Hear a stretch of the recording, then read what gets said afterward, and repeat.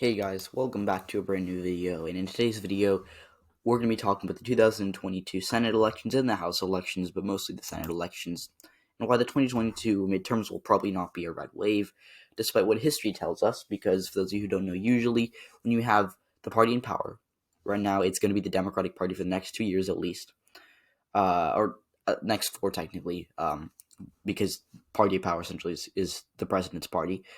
The other party, the party non-power, in this case the Republicans, are going to be more fired up to turn out than the Democrats because they're already in power. We saw this in 2018, where in 2018 Democrats made huge gains, like insane gains in the House. Like they flipped, like I think 3 or 4 districts that were rated safe Republican.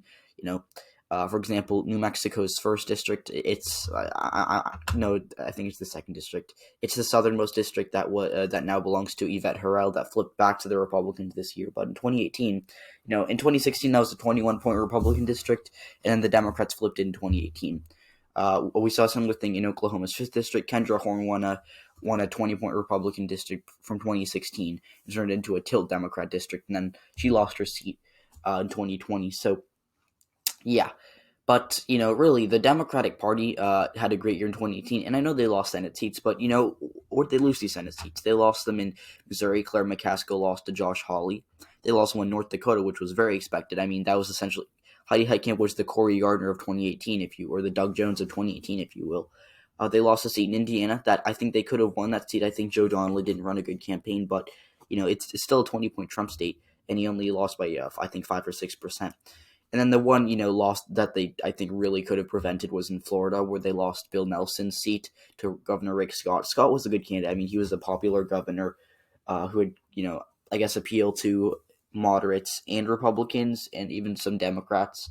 But Nelson, he lost by like 0.4%. But they made gains in states that Joe Biden ended up winning. I mean, they flipped a seat in Nevada, and Kirsten Sinema won in Arizona. They also came very close to they came very close in some of these other states like Ohio. They came very close to winning the gubernatorial election. They came very close to winning the Iowa gubernatorial election. They actually won the House vote in Iowa. And, they held on to a lot of key seats, like in Montana, which is a solid red state. John Tester, who is a Democrat, still won re-election. They held on to a seat in West Virginia with Joe Manchin. They held on to Sherrod Brown's seat in Ohio. They held on to, they won Wisconsin and Pennsylvania by double digits. So, I mean, the 2018 was a good year for Democrats. Now, that was because I think there was a lot of energy on the Democrats' side because, Trump was president, he wasn't too popular. And people are going to compare 2022 to 2014 because in 2014 the Republicans had a similar thing where they picked up a lot of House seats. They flipped the Senate. I mean, they flipped 9 Senate seats. Colorado, they won a seat there. They flipped a seat in Colorado. They flipped a seat. I'm trying to think of where they flipped seats. They flipped a seat in West Virginia. They flipped a seat in, I think, South Dakota. They also flipped a seat in, I'm trying to think. In Montana, they flipped a seat. They flipped a seat in, I think they actually flipped one North Carolina. Yeah, North Carolina is when they flipped. So, they flipped a lot of seats. So, yeah. Now, I do think that 2022 isn't going to be a blue wave like 2018 was, but I don't think it's going to be a red wave, and I'll tell you why. Now, I'm just going to start with the House. The House map is extremely gerrymandered because in 2010, the Republicans were swept into power in state legislatures, and they drew absolutely horribly gerrymandered maps. Like, 2 examples are North Carolina and Pennsylvania, which were so bad that even, a conservative Supreme Court said, yeah, you can't do that, so they had to essentially make them redraw the maps. I mean, Pennsylvania was horrible. If I can pull up the 20, but Pennsylvania was incredibly gerrymandered. I mean, like, they literally had, only 3 Democratic districts. They had one in Pittsburgh, they had one in Philadelphia, and then they had one that was, like, kind of sprawling across here and then, the rest were Republican. And I think the Republicans still might have the House manager in Pennsylvania. No, they don't. My bad. But, really, I still just do not, see that being that gerrymandered because a lot of states, like in 2018, the Democrats had some underrated victories, like they won, like in Michigan, which has been a state that has a Republican state legislature for a while. It still does. The voters of Michigan essentially passed a proposition that would make a nonpartisan gerrymandering or a nonpartisan redistricting commission. And Michigan is now no longer going to be gerrymandered. It might not be nonpartisan. It's going to be, I think it's going to be appointed by the Michigan Supreme Court. So you're going to have some Democrats and some Republicans, but it'll be better than the Republicans drawing the lines there.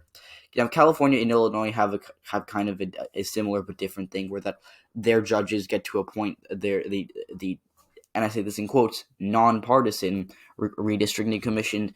Illinois and California are going to be very gerrymandered. I think New York is also going to be gerrymandered as well. So, yeah. So just to, fly over redistricting for a few seconds, it's not going to be as gerrymandered as 2010. It will still be gerrymandered in some states like Wisconsin. I think you can expect it to be a little gerrymandered in favor of the Republicans, but still not going to be as bad as it was in 2018 for the Democrats. So, yeah. Let's now and I just want to take a moment, the state of Utah. Here's the redistricting project. Here we go. So just taking a look at, gerrymandered districts to favor Republicans. Utah is very gerrymandered. So 538 has this awesome thing called, the redistricting project, and essentially they have different categories you can do. Current district boundaries, you can gerrymander each state to favor the Republicans, the Democrats, etc. So Utah, this is the Republican gerrymander. The Democratic gerrymander of Utah would be like this, but the Republican gerrymander of Utah. So essentially what they did here is, and I'll pull it up on Dave's redistricting because they have the best precinct data. This is all the blue in Utah. This is Salt Lake City. You have a little blue up in Ogden, only a little bit though. So you have blue Ogden for a tiny bit, but it's mostly Salt Lake City. That's the Democrats get their votes. There are also some blue votes down here, but that's not a lot. It's kind of small precincts. You only have 100 people in these precincts. Salt Lake City is where the blue happens, I guess. Now, the Republicans essentially were like, yeah, we're not going to give you a free seat. So they, here, let's zoom in. Can I zoom in on this? It doesn't want to let me, so I'll zoom in on New York Times. So what they did was they essentially cracked, they cracked the Democratic vote into 3 districts. I mean, Salt Lake City, some of it was in the 4th district, which is the most competitive. Some of it was in the 2nd district. Some of it was in the 3rd district. Some of it was in the 1st district. So they cracked it into 4 different districts. Now, what the Democrats, if they're in control of Utah, where they aren't, they'd essentially just draw a district that encompasses all of Salt Lake City and, go up to Ogden. And I've actually done a Democratic gerrymander of Utah, and it looks kind of like that. You have Salt Lake City and a little bit of Ogden, because that's enough to draw a district. But essentially, that's just to recap what a Republican gerrymander would look like, essentially cracking a big city into 2. Now let's move on to Senate elections, because I don't think we need to discuss the House too much. I think the Republicans are going to make gains in the House, but they're going to be very minimal. We're talking about 5 to 10 seats. And I still think that the Democrats are the favorites to win the House in 2022. But that could change, and we'll have to see who the Republicans run. So, yeah. Now for the Senate, we're just going to fill in the seats that we know are not going to change. Colorado is safe Democrat. I don't really care about Colorado. All these seats are safe, right? Yeah, now for the Republicans, I don't think that Alaska is going to be competitive unless Murkowski gets primaried and Sarah Palin somehow wins. Kansas is not competitive unless Laura Kelly runs. Missouri is not competitive right now because Jason Kander said he's not going to run, or hasn't announced that he's going to run yet. Kentucky, Indiana, I think Ohio is not competitive unless Portman gets primaried and loses. And I think Iowa's safe Republican. South Carolina is also safe Republican. So, yeah. Now, these are the competitive seats, right? But first of all, Florida is likely Republican. And I think the Republicans are essentially guaranteed to get 47 seats. Now, right now, obviously, like if Portman gets primaried in Ohio, or Murkowski gets primaried in Alaska, or Chuck Grassley retires in Iowa, or Kander runs in Missouri, or Ivanka Trump beats Marco Rubio in that Florida primary, which I don't think is going to happen, but, whatever. So, yeah. Now, taking a look at the House election results in 2020, these are, the best way to, I guess presidential, but we'll do presidential. Now, starting with Nevada, I don't think that the Republicans are going to win Nevada unless they run Brian Sandoval, who said he's not going to run. Washoe County is trending blue.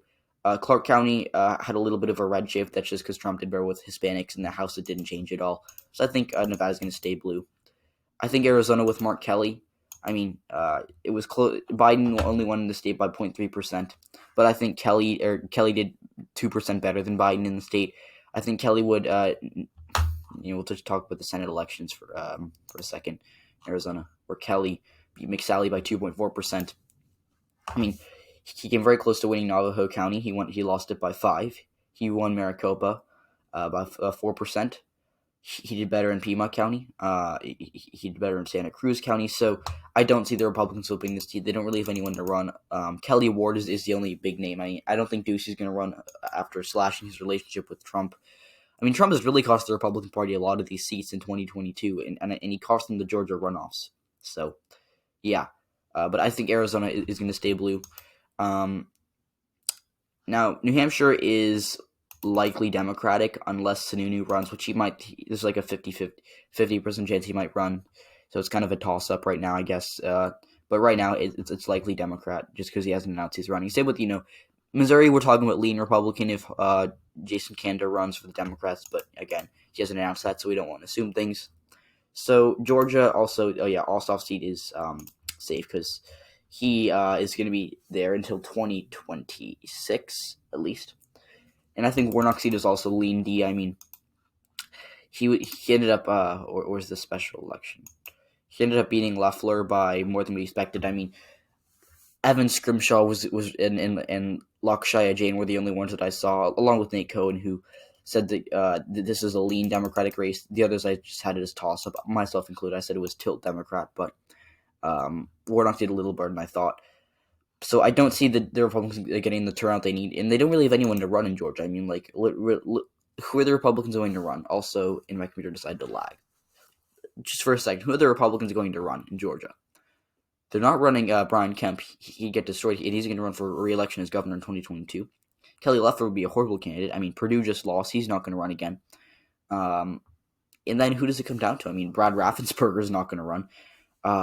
So really, at this point, you're talking about Marjorie Taylor Greene, who is a ardent fan of QAnon, and she's popular in her district because it's an R+50 district, which is not very popular in the state of Georgia, especially in the suburbs. So I don't think Warnock's going to lose. Now, even if the Republicans hold on to these seats that they have, which they're probably going to lose one at least, and I think they're going to lose Pennsylvania because Fetterman's running officially. I think Fetterman's going to outrun Biden in the suburbs, and I think he's going to do about the same. So I think he's going to outrun Biden in the rural areas by a lot, and I think he's going to do the same in Philly in the suburbs. He might do better in Philly, actually. And I think, just giving Wisconsin, I think Ron Johnson might not. I don't think he's going to run again. Either way, we'll just keep it red. And I think North Carolina will just keep it red, too, because Mark Walker's running. He's a decent candidate. So, Pennsylvania is going to be the tipping point. I think the Democrats are in a position where they can gain a seat because the map is so good. Because I don't see the Republicans' best shot is New Hampshire, and that's if Sununu runs. I don't think they're going to win Arizona, and Nevada is like the only other realistic option. And they're probably going to lose it by like 2.4% because they always lose in Nevada by 2.4%. So, yeah, and I can see the Democrats, they're probably going to gain a seat. I think they're going to gain a seat in Pennsylvania, even if they don't win North Carolina and Wisconsin. But yeah, that's essentially it. So thank you all for watching this video. And just really briefly, don't compare the 2022 midterms to 2014. Compare them to 2002. That's all I'm going to say. Look up the 2002 midterms. That's what I'm comparing it to. So thank you for watching this video. Stay safe. Take care of each other. Smash that like button, by the way. No, I'm kidding. But if you like the video, please do it. So thanks for watching, and I'll see you all next one.